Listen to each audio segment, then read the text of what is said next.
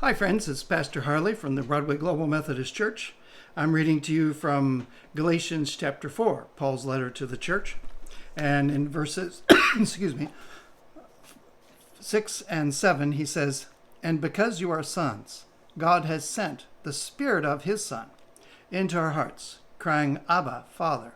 So you are no longer a slave, but a son. And if a son, then an heir through God."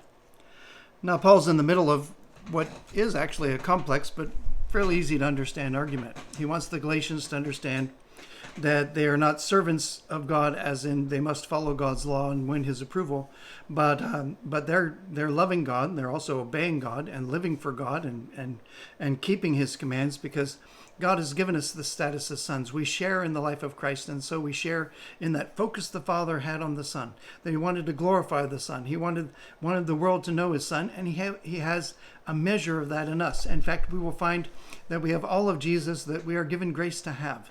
We will have all the victory that we are given grace to have, and God stands to give more and more. And Paul can't hardly say, but that Spirit of God will come into your heart, and it will give a spontaneous cry toward God, saying, Father. Or even that Hebrew word that would be a child's address to a father.